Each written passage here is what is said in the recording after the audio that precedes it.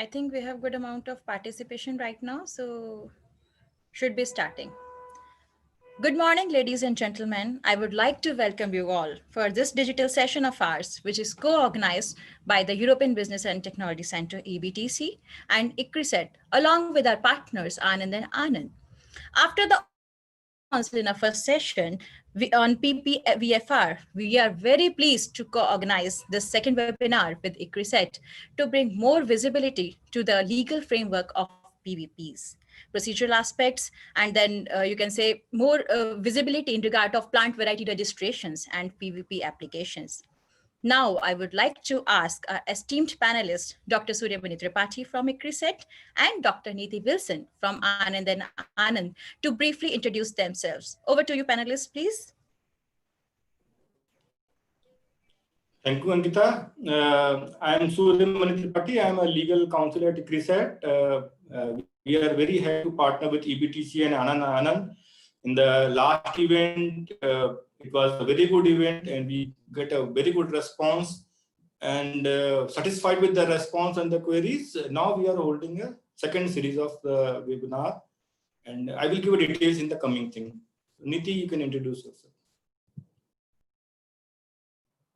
Hello everyone, I'm Neeti Wilson. I'm working at Anand Anand. I'm a lawyer practicing intellectual property rights. And my background being biotechnology and bioresources, plant varieties and biological resources are my specialty.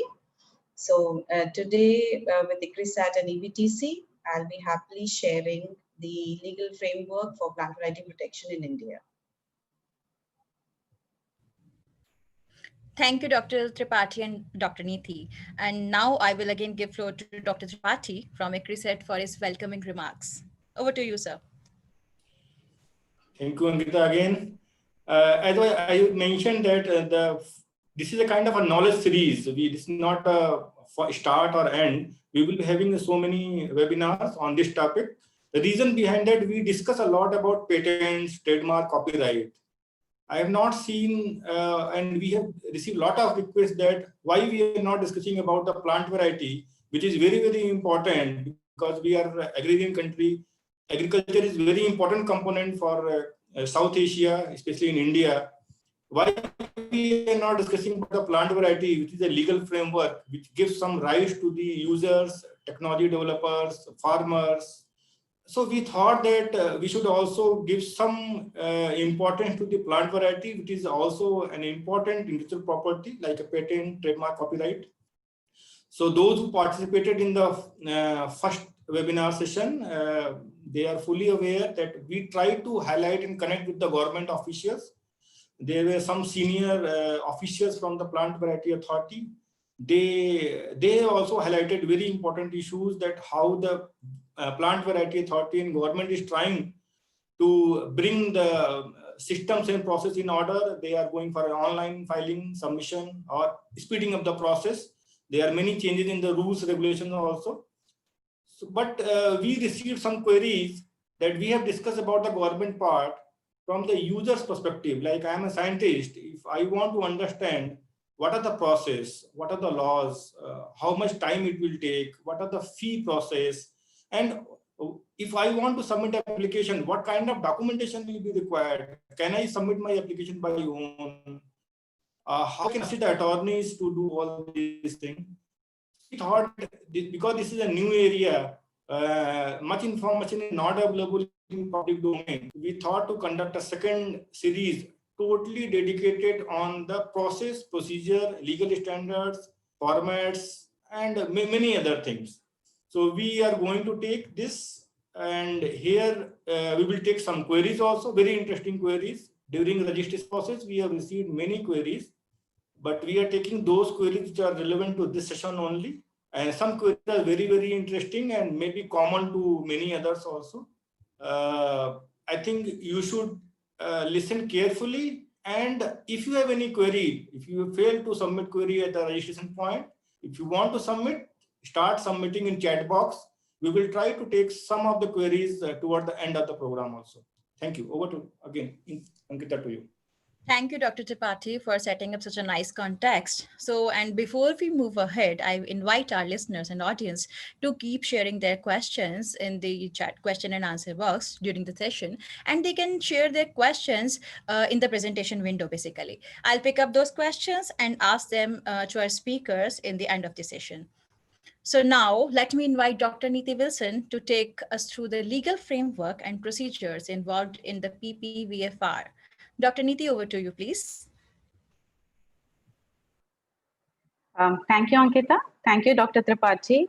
And thank you to EBTC and ICRISAT for this opportunity. I hope I am audible because I tried to put this on so that I'm more clearer. Uh, okay, I'll be presenting.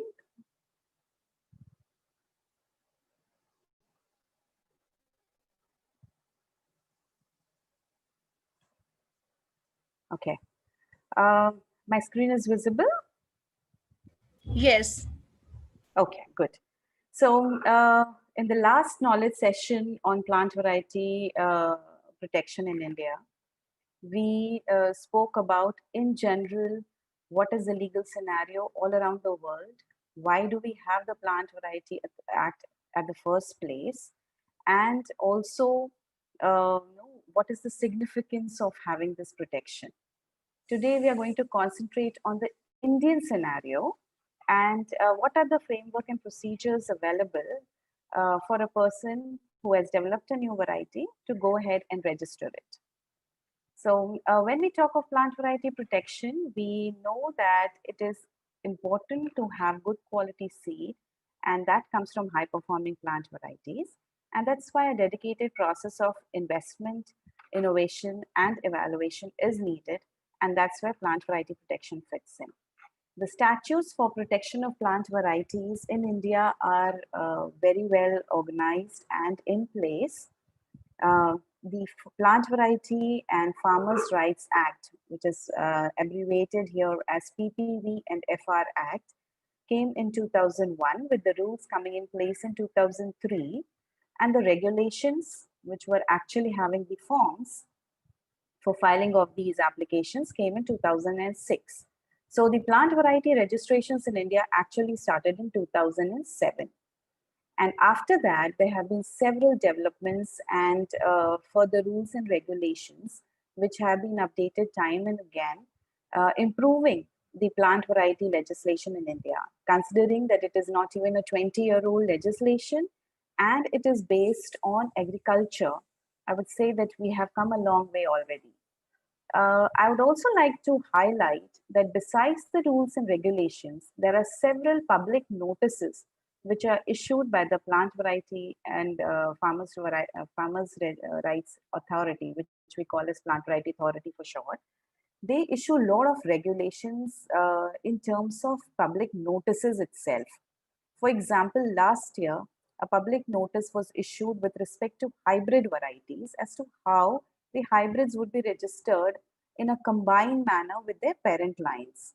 So these notices also prepare, these are also very important when we are looking into getting into protection of plant variety in India. So as of now, there are several queries as to which plant variety can be registered, which cannot be registered, can everything be registered? Currently 157 plus, I say plus because this is last year's figure. And as per my, what I understand is it's 158 plus 5 pending species which are going to be up for registration. That is, the Plant Rights Authority will accept applications for registration only for these species. Now, why is that? There are varieties being registered for more than thousands in world, in more than 1,000 species. In India, we are developing our own test guidelines. And as the plant varieties are living organisms and each species has to be taken individually, we have to make sure that each test guideline are specific. So when in 2007, when the plant variety registrations actually started in India, it started with only 12 varieties. And today we have 150 plus varieties.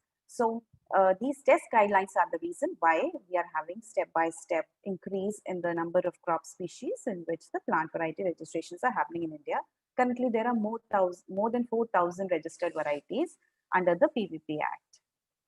Now, plant variety could mean several things, and based on how you look at it, from agriculture point of view, from breeder point of view, from seed act point of view, we're talking about different types of seeds there. From the plant variety registration perspective, a variety means a plant grouping, which is the lowest known rank botanical taxon. It's something which is defined by expression of characteristics.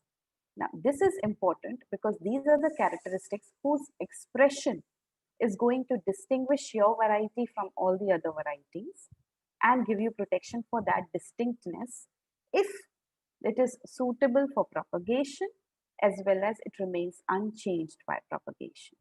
These are the criteria which are to be fulfilled for a variety to be registered under the Plant Variety Act in India. All the different types of crop species, whether they are herbal, whether they are vegetables, different types of crop species are continuously being updated. Now, the applications which are accepted are for a new variety which you have developed. That is, when you apply for registration on that day, that variety should not have been in commercial use with a grace period of 1 year.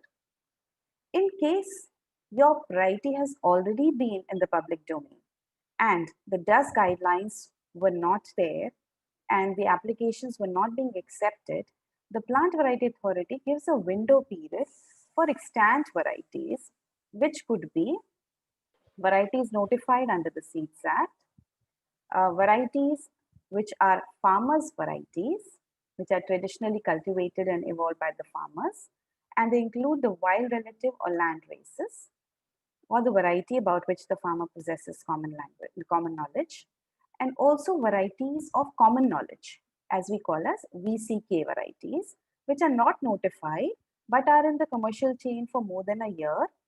And the day the dust test guideline was issued for them, from that time onward, these extant varieties get a window period, usually for 5 years, but it could be extended. And currently, most of the extant variety timeline window period for registration has been extended in view of the COVID-19 lockdown. Besides the new varieties and extant varieties, there are essentially derived varieties which can also be applied for. These are essentially predominantly the varieties which have come out of a new variety or an extant variety, only differing by a single trait. I also want to highlight the farmer's variety. Now, the types of variety recognizes farmer's variety. A farmer's variety could be a new variety or an extant variety. Mostly it's an extant variety. A farmer can apply for a new variety as well. So these get special privileges like concession on fees, lot of relaxation on the forms, and several other help, and have to additionally qualify to be a certified farmer's variety to be registered. These were the recently expiring window of the extant variety species, but these again have been extended. Now, who can register? Now, the term used is breeder. Just in case of a copyright, it is called an author. Or in case of a patent, it is called an inventor. A breeder is the one who is the creator of the variety. However, the Act defines the breeder who can apply for registration of a variety to be either a successor of the breeder of a variety or as well as an assignee of the variety. A farmer, a group of farmers, or a community of farmers can also claim to be breeders. And any person authorized by any of the above can also be authorized as a breeder to apply for a variety registration. Institutions and universities or public funded agriculture institutions can also claim to be breeders and apply for it. What are the criteria that an applicant has to fulfill for its variety to be registered in India? Basically, It's novelty and DUS, D-U-S. Novelty is for the new variety only, and it is relaxed for extant variety, but as I told you that it is already in the public domain, so it cannot fulfill the novelty criteria of 1 year in commercial use. Distinctness, uniformity, and stability are the three criteria based on which a variety can be registered in India. The registration process is simple. If you see it from a bird's eye view, you apply to the registrar. After the application, the advertisement of the application happens. Once it's accepted, then there is an issue of certification. Now, in between, there are several steps, and actually instead of one advertisement, there are two advertisements. And the word, whether you say acceptance, can come before or after the first advertisement. And the procedures keep getting complicated as we go inside it. But once you know it, it's very easy to fulfill. What are the requirements? Now, once you have a variety developed, you need to have a denomination, a name, which is a combination of alphanumeric characters, words, letters, and numbers. It has to be distinct for that particular species and cannot be confusing. It's almost equivalent to a trademark and has rights almost equivalent to a trademark. So it is very important, because when you're coming for variety registration, you're going to spend some money for it, spend some time on it. So you are going to get some commercial use. That's why you're coming.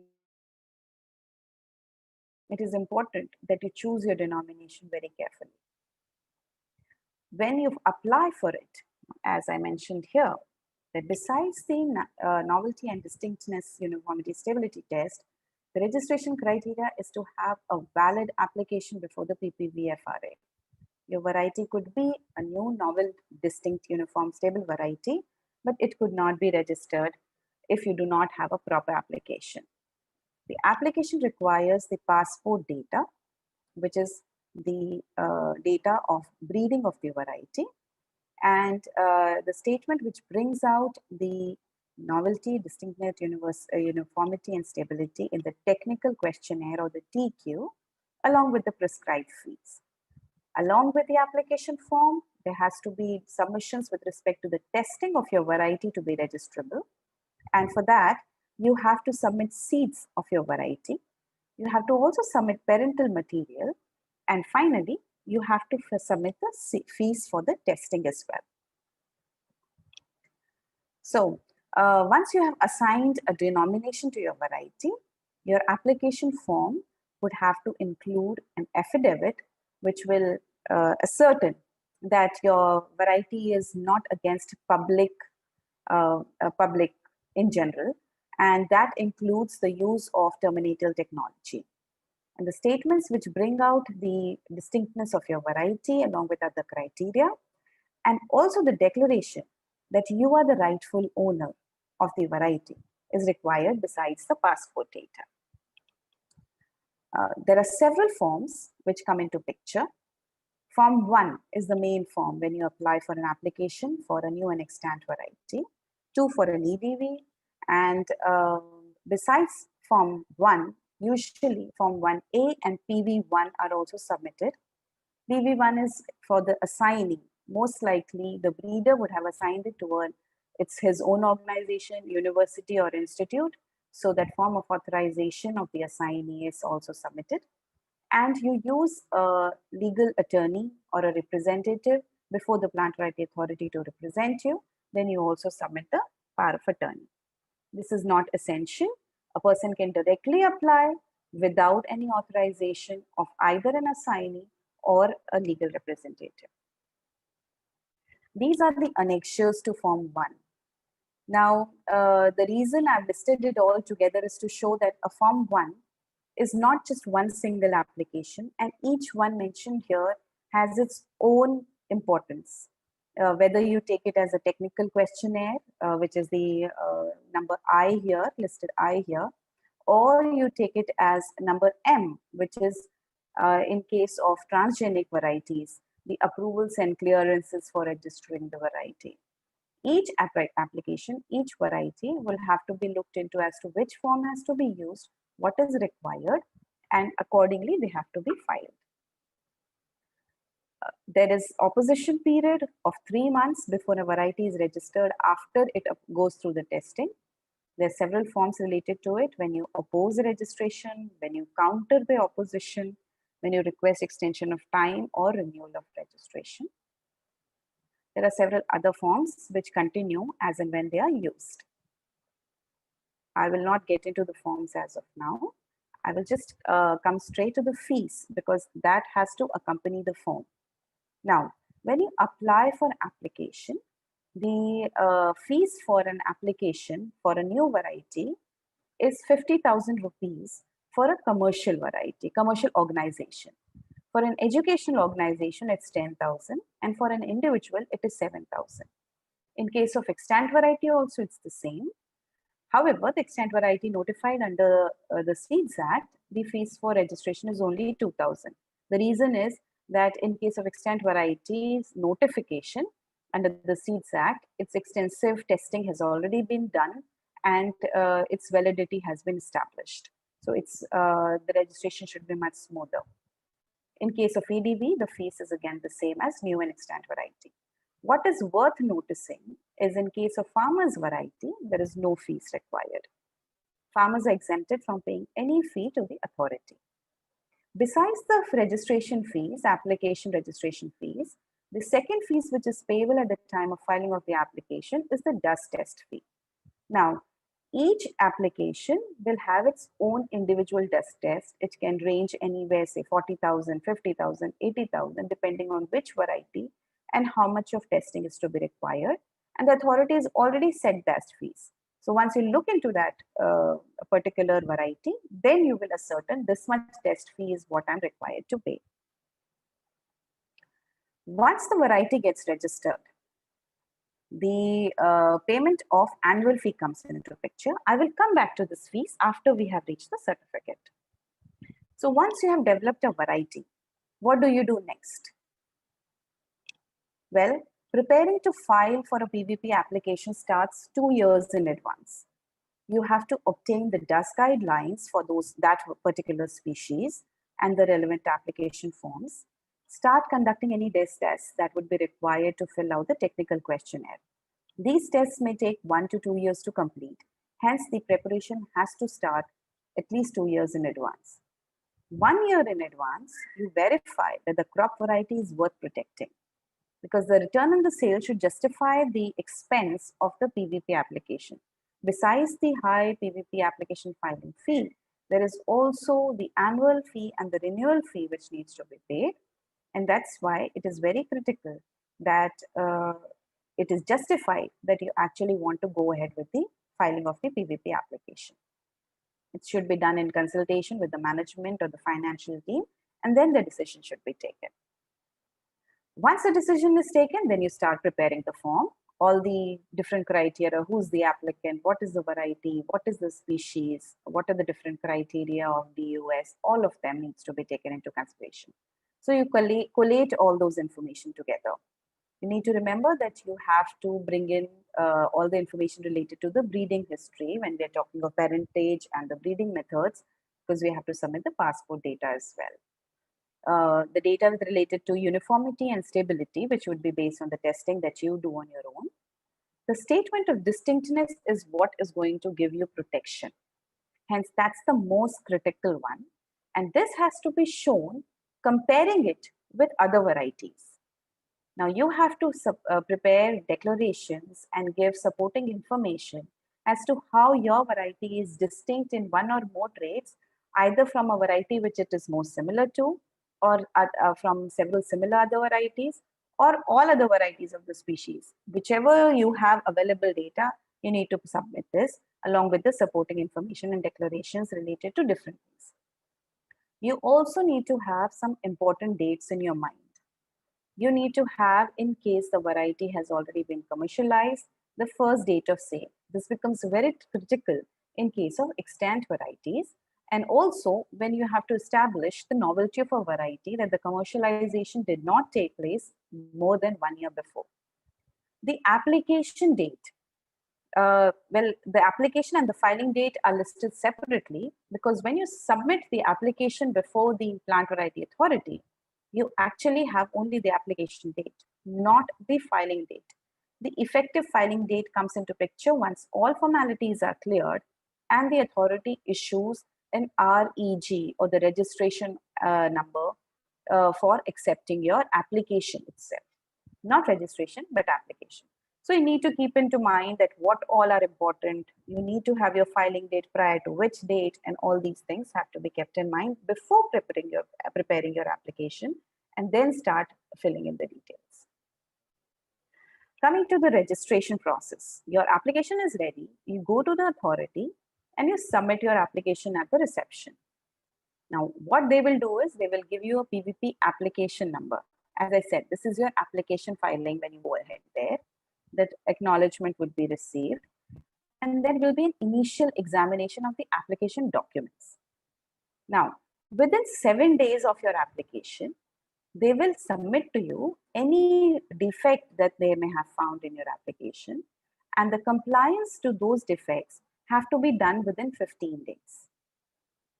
And once that is done, within the next 7 days, the registrar shall also examine the reply, and if found acceptable, they will ask you to go ahead with the next step, which is submission of dust testing fees.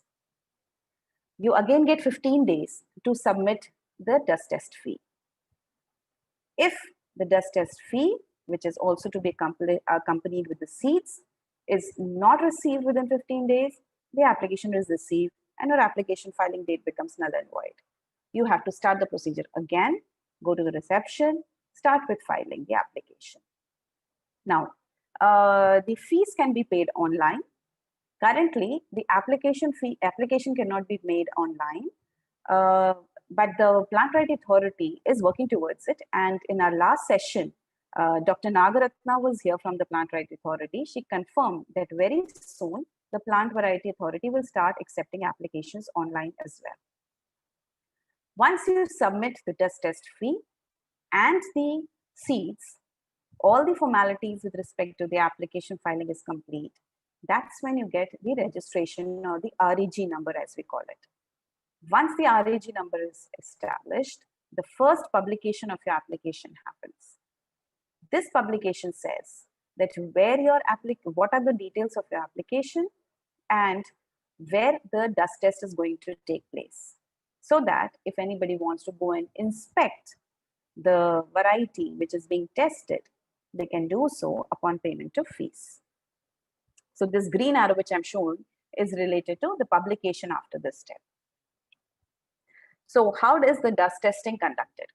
The dust testing is conducted for new varieties. It is conducted for 2 crop seasons at 2 different locations. In cases of farmers varieties and VCKs, 1 crop season at 2 different locations. In case of extant varieties, no dust testing is conducted because it is processed by the EBRC committee, which recommends for registration.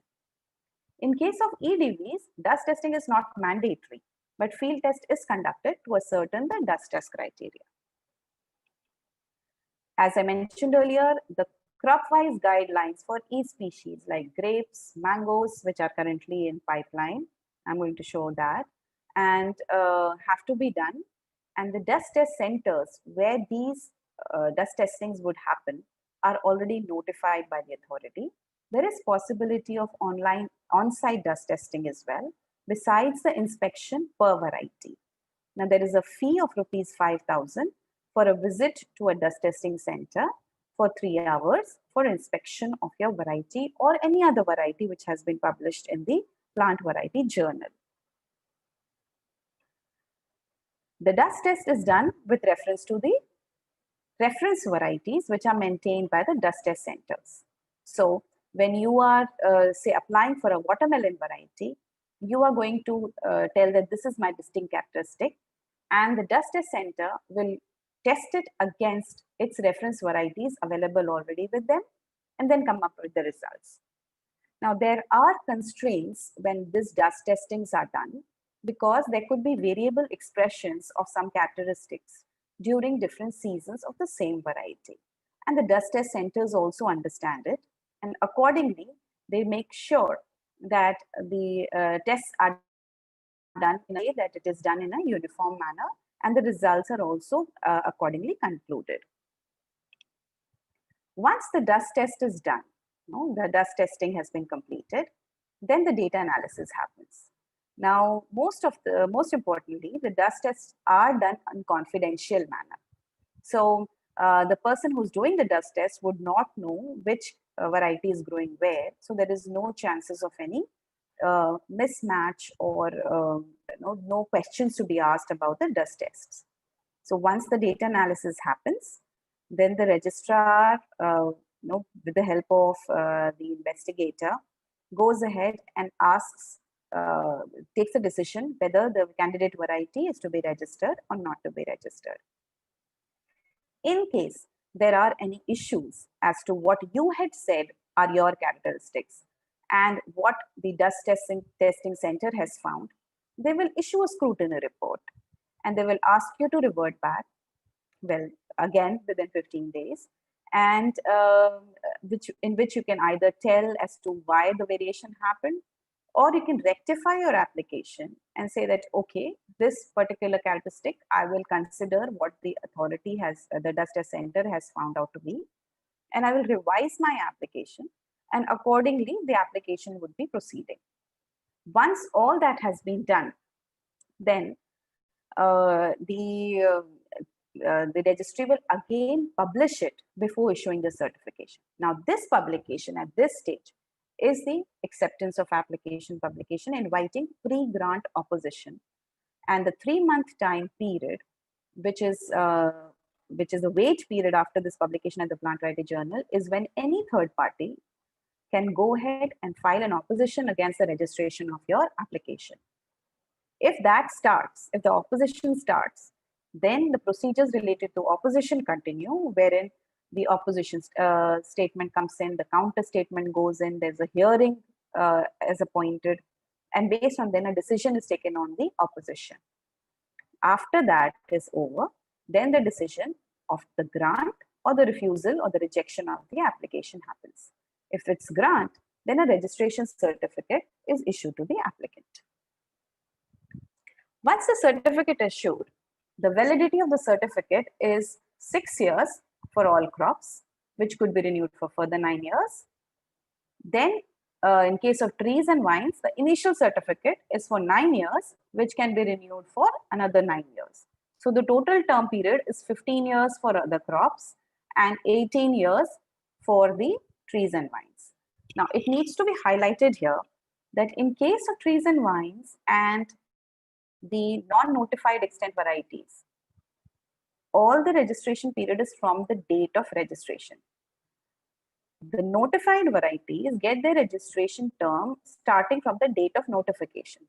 So suppose you came to the authority 10 years after the notification of your extent variety, the authority took 2 years to get the registration. So 12 years have already passed. So your in total term, which would be for your registration, would only be 3 years in total, making it 15 years. This needs to be kept in mind to know that whether to apply for the registration or not to apply, and make sure to apply it on time. Okay. I just want to go back to the fees. Once your application is registered, an annual fee is payable. In case of plant varieties, the annual fee is only 10 rupees. In case of extent variety, which are notified, it's 2,000 rupees per year. In case of extent varieties, which are non-notified, the annual fee is 2,000 plus 0.1% of the sale value of the seeds during the previous year. Besides sale, 0.5% of the royalty. In case of new varieties, this figure is doubled. In case of sale, it is 0.2%, and in case of royalties received, it is 1% of the previous year, which is payable as annual fee besides the 2,000 fee, which needs to be paid to the authority. The initial term of 6 years and 9 years, when over, there could be a renewal made, and the renewal fee has been listed as for individuals as 10,000, for educational institutions as 20,000, for commercial organizations as 1 lakh, and for farmers, no fees. After the renewal, the annual fee still continues to be payable. I'm sorry, I should have put the slide here. Okay, so coming to the last year figures, we see, or let me just skip last year, let me just go straight to the statistics. So if we see that the Plant Variety Authority has been regularly receiving applications since 2007 when it started the application. The highest number received was in 2016-17 when the figures crossed 3,569. Last year it was 592 applications. And regularly the Plant Variety Authority has been receiving the applications for different types of crops also. Now, as you can see, the number of crops also increased in 2016-17. This is also for the fact that the dust test guidelines are becoming available for more and more plants. The number of certificates which have been issued year-wise for different types of varieties. In case of PDVs, as you can see, there has been only one application, which was with one certificate, which was issued in 2012-13. But in case of notified extent varieties, 1,065 applications have been granted till now. In case of extent VCK varieties, 427. In case of farmers varieties, 1,597. And in case of new varieties, 533 new varieties have been registered. Now, these looks like very big figures, but when you actually look through it, you see that most of the applications have been filed by ICAR, and the private players are very few in numbers. For with respect to the number of various varieties, okay, I can see Ankita, so I think that I am exceeding my time. Okay, I just want to briefly touch into two or three different types of different cases which have happened, and this is one issue related to the provisional protection. Usually, any plant variety or any other intellectual property right receives protection for its IP rights after the grant or after the certification. In case of plant varieties, there is a provisional protection from the date of filing till the date of the certificate is registered. That is during the pendency of the application under Section 24(5) of the Plant Variety Act. There has been a court case into it, and the Delhi High Court had declared that this is not a valid provision. However, the Supreme Court has stayed this order, and currently this provisional protection is available to the plant variety applicants during the pendency of the application itself. Coming to another case where the question was raised whether the parental lines would be considered as novel or new variety if the seeds have already been, the hybrids coming out of those parental lines, the seeds of those hybrids initialized. And the ruling was that in that case, parental lines would not be treated as novel if the hybrid falls under the extent category. Sorry. And wanted to also highlight the case in which the question came up with regard to dust test. Now, dust test is, it takes time, and it's not very reliable, as we all know that there could be complications and constraints are there. So in case of contentious proceedings, the Act does provide for special tests such as DNA testing or other laboratory testing. And the court have held that at least in case of such contentious proceedings, special tests should be allowed even if dust test is present. Because during registration, the special test would be allowed only if the dust test fails. But in case of contentious proceedings, special tests need to be considered. I'll just end by saying that quality seed is India's lifeline. The plant variety innovations, protections, and recognition is essential for farmers and the future of our country. So let's make sure that we are able to not just protect our plant varieties, but we also recognize the breeders, which are mainly farmers in our country. Thank you. Thank you, Dr. Neeti, for such a nice, comprehensive, and very informative presentation. And I'm sure that our audiences are also enjoying a lot because I can see a lot of questions, even in the chat box and question and answer box, I must say. So let's move to our panel discussion. So I would like to pass the floor Dr. Tripathi and Dr. Neeti to you. Over to you guys, please. Thank you, Dr. Niti. I think you have given a very wonderful presentation. You have covered a lot of queries, like for a common man from a breeder or farmer or a scientist perspective. You have tried to cover a lot of queries, but I understand the topic is so big, and because this is a legal issue linked with some technical issue, technology and plant science, breeding, many other aspects, it is very difficult to cover everything into 1 hour or half an hour.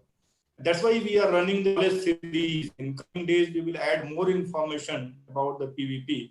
But during the registration process, we received so many queries, and even in chat box also we are receiving queries. So first, I will take up the queries received at the registration point, and after that, Ankita may take up queries we are receiving now, like queries. So as you mentioned that India is developing its own process, procedure, guidelines. That's why the number of species are limited, though we are increasing, but number of species notified for a registration are limited. So the query is there. Already there is a system of UPOF system, international system. Why we have not adopted that? Why we have created our own system? Right. Well, this is a very valid query because UPOF system has been there since 1960s. And India did try to join the UPOF system with its amendment in 1978.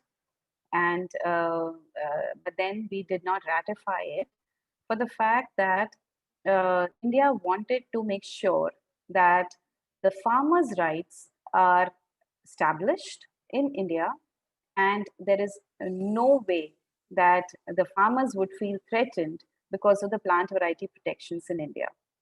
And UPOF next amendment 91 did not allow for farmers' rights, and that's why we did not go ahead with it. Our sui generis system of plant variety registrations came into picture after TRIPS in 1995 because we were required to have plant variety registrations. So the legislation has been crafted very judiciously so as to comply with TRIPS, allow for plant variety innovations to be recognized, and at the same time, preserve the farmers' rights, provide them with the required recognition as well as incentives and the security that the farmers in India.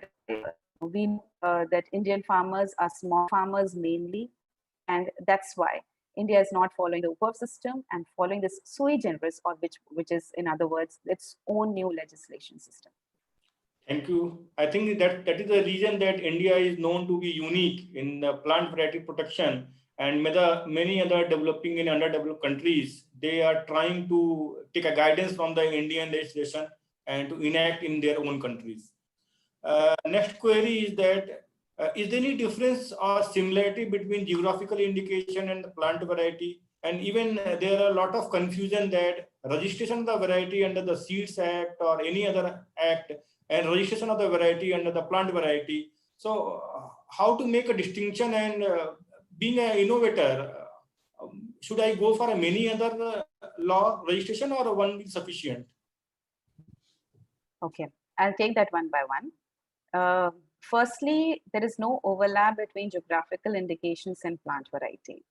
Geographical indications are basically on the name or the place from where particular varieties may be originating. It has nothing to do with the characteristics of the variety developed as new or distinct by a particular breeder. So, our geographical indication, for example, like the basmati rice, the word basmati can be used for any of the varieties, rice varieties, which are growing in the geographical region of the Indo-Gangetic plains, which has been characterized to have the basmati characteristics. But if an individual or a breeder or an institute develops a rice variety which is basmati with a special distinct trait, and they are able to fulfill the criteria of this DUS, they can still have a registration under the Plant Variety Act. That's the difference between GI and plant variety. Now, coming to your next point as to the other registrations which are happening. Well, actually, the word registration is what is creating confusion, and it's very rightfully questioned because it is actually creating a lot of confusion. Under the Seeds Bill, all the statutes that I listed, they were all related to the plant variety legislation. But the agriculture industry or the seed industry is not limited to only that. You have to get into the Seed Bill, which is currently pending, or the Seed Act. You also have to get into the legislation related to import and export and the quarantines, because suppose a foreign variety has to be registered in India, it has to be imported here because the propagation material has to be submitted. You have to get into the Essential Commodities Act because some of the agricultural products are mentioned as essential commodities. So there are so many interrelated legislations, and the registration under the Seed Act is basically the certification of its quality that is going to offer. And that also has a very rigorous process before any registered or certified seed hits the market. So the registration, whether it is a foundation seed or the breeder seed, nucleus seed, whichever certified seed we're talking about under the Seed Act, is completely distinct from the registered plant variety under the Plant Variety Act. This is one suggestion that the Plant Variety Authority needs to keep into consideration. They have recently come out how you're required to label a registered variety. But if they can come up with a color code, just like the Seed Act has, for foundation seed, you have white tags, then you have purple and yellow tags for different types of seeds. If you can have a particular color tag for plant variety registered seeds also, I think this confusion can be solved. But as of now, we have to be careful when you read the label, whether it is talking about the plant variety registration or any other registration. Thank you very much. I think this was a very relevant query, and you have very nicely answered the query. So we have to take care of that. For what purpose we are going for registration? So plant variety registration is for IPR purpose, seed and other things for any other purpose, that is not for IP protection. Now I have because you have discussed about trade, I have 2-3 queries I am clubbing into one, and you can answer that. How to protect or register a variety, plant variety having disease resistant trait, and what are the provisions for horticultural crops, and what are the provisions for medicinal plants? Okay. Taking the horticulture and medicinal crops, as they will go as regular crops when we think of plant variety registrations, in terms of checking whether those particular species are notified for acceptance, that is, their DUS guidelines are established or not. If yes, then you go ahead with them, whether it's a new variety, extant variety, VCK, it goes accordingly. Coming to the first one, that is the disease resistant. Now, this disease resistant trait, I believe, could again be an extent or a new variety. However, the question comes that how would it be tested? I think that is the main here behind this question. And the testing for the disease resistant trait would be in the same way how you have established how the variety is being developed. Now, in case it is difficult to do such tests because it will require an isolated atmosphere and the dust testing centers may not have those facilities, that case, you can also check if you are able to use some special test to take out your characteristic. Suppose a disease-resistant trait has been incorporated by molecular biology techniques, and a PCR or a DNA fingerprinting test which could show that particular gene or a particular protein being produced, you can definitely use it and present it before the authority, where they can ask you to pay additional fee for the special test. But then in that case, your variety registration will also be expedited because the testing are much faster as compared to the dust testing. Linked to the same query, because you have mentioned about something, how to do testing and other things, or capability and the facility with government for testing. What are the special provision for GMOs or varieties which are developed through biotechnological tools, genomics and things? Is there any special provision, or they will go in the regular way? Except for one, it's completely a regular way. The first thing is that you need to have an approval from GEAC that you can register the variety. Rest everything is the same, because you can make all submissions based on the same application form. It's the same application form one, same annexures. Everything goes accordingly, and the dust test centers will take necessary precautions as recommended by the GEAC for registration of genetically modified or biotechnologically developed varieties. Next query is also linked with that. Because you are saying that maximum time or resources, whatever constraint is with the dust testing. So is it possible that, suppose I am an innovator, I can do my dust testing by own, create a data and submit the data with my application? That will ease my application, speed up my application process? Yeah, see, dust testing on your own is anyways required to be done by you, because you have to submit that information in your application form technical questionnaire. The on-site dust testing facility is possible if requested before the authority, especially in case of tree domains, because by the time your characteristic will show, it could be many years.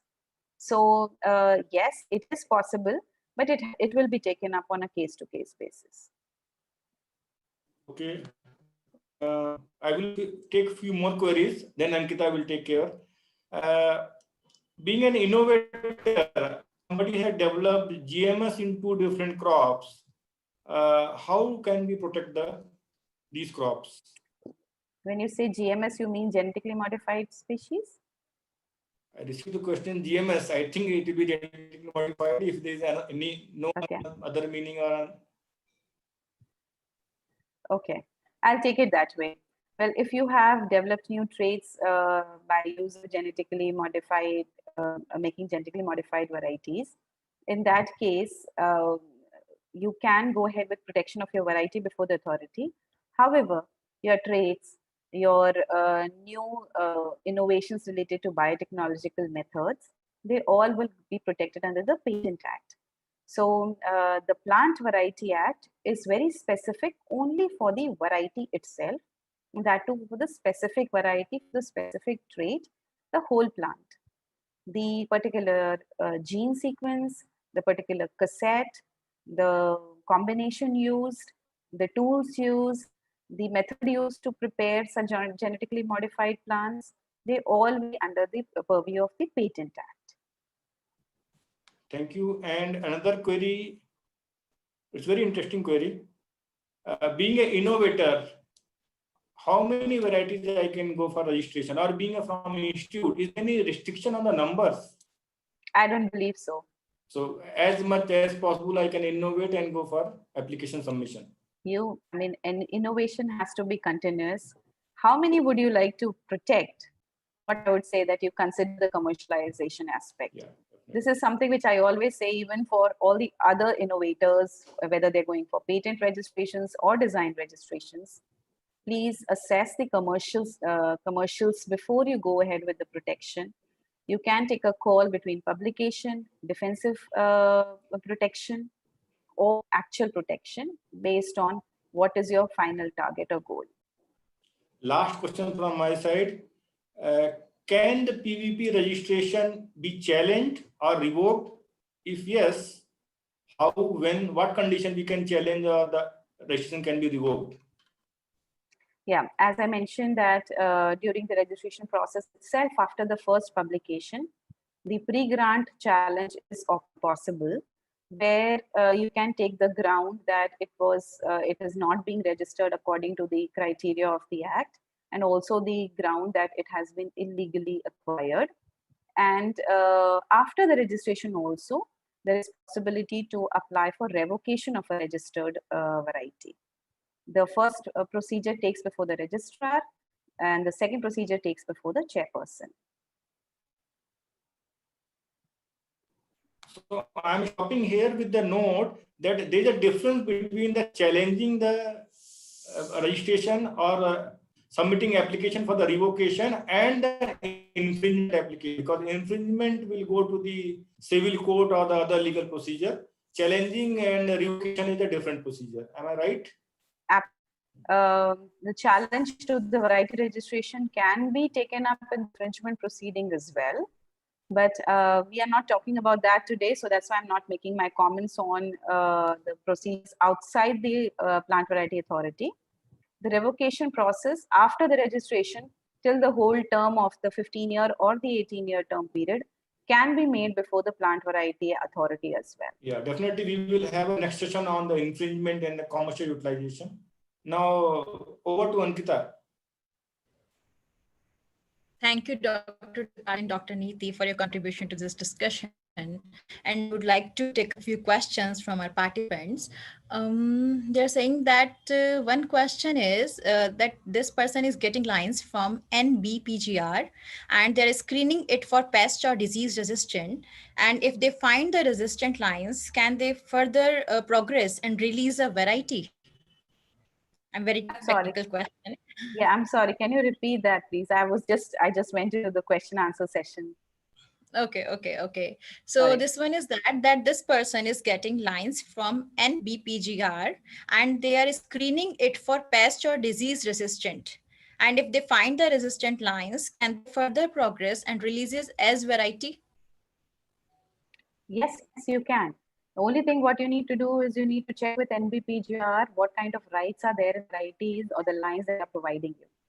If the NBPGR is providing you under certain agreements in which those lines are already protected, then there could be certain procedures that you will need to follow before you can go ahead and protect.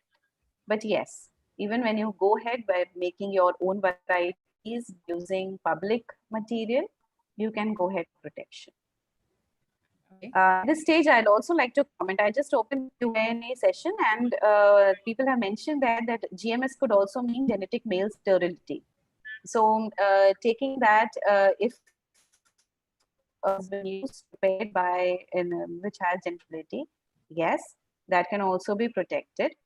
And in case there's a hybrid in which one of the varieties, one of the parental lines are male sterile lines, and then a compound registration can also happen where the male sterile line, maintainer line, and the restorer line can all together be taken up and compound registrations can happen.